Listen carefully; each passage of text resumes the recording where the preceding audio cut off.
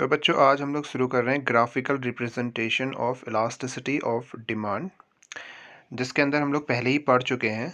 तो एक बार रिवीजन कर लें।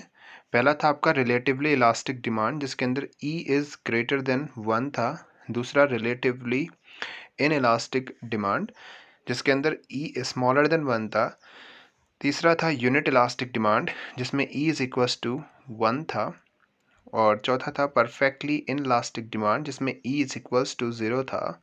और पांचवा था लास्ट परफेक्टली इलास्टिक डिमांड, जिसमें E इक्वल्स टू इन्फिनाइट था।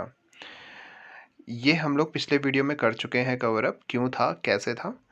तो अगर आप लोगों ने नहीं देखा है तो जाके उस वीडियो को पहले देखें।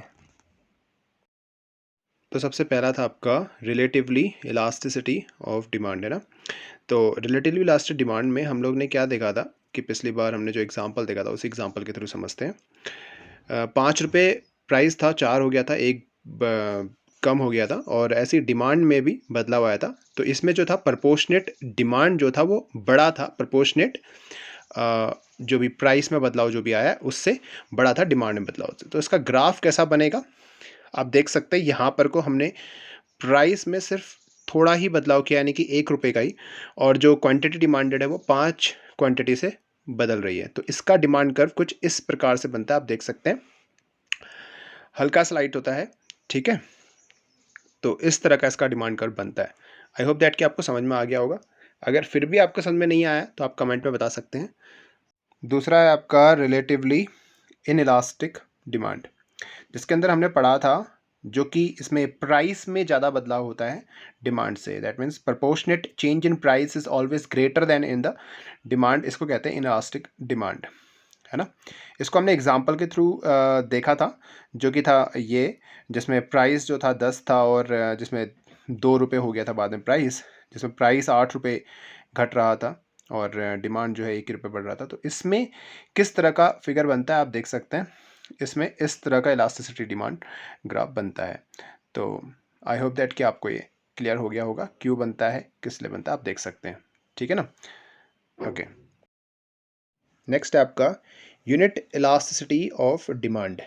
इसके अंदर हमने ये पढ़ा था जिसमें प्राइस में जो भी बदलाव होता है, यानी कि जो भी परसेंटेज चेंज इन प्राइस होता है वो इक्वल होता है प्रोपोर्शनेट चेंज इन डिमांड के, यानी कि या फिर परसेंटेज चेंज इन डिमांड के।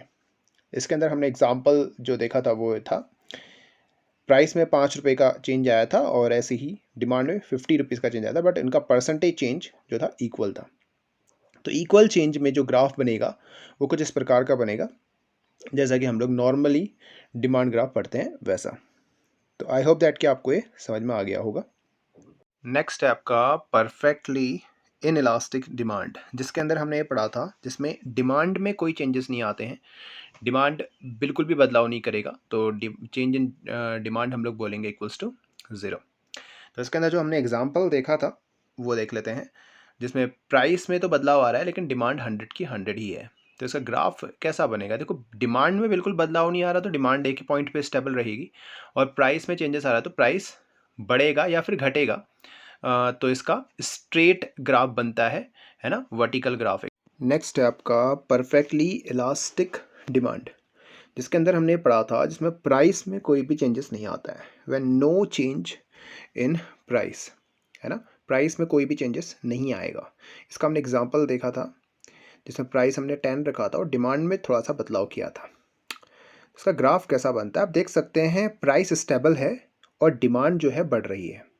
तो इसमें आपका कांस्टेंट एक हॉरिजॉन्टल लाइन पे आपका एक डिमांड कर्व इसमें बनेगा, जिसको आप समझ सकते हैं।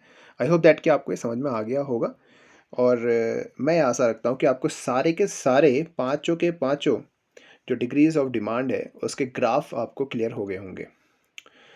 तो अगर कोई भी इसमें क्वेरी है, कोई भी प्रॉब्लम है अभी भी, तो आप लोग कमेंट में बता सकते हैं। Thank you.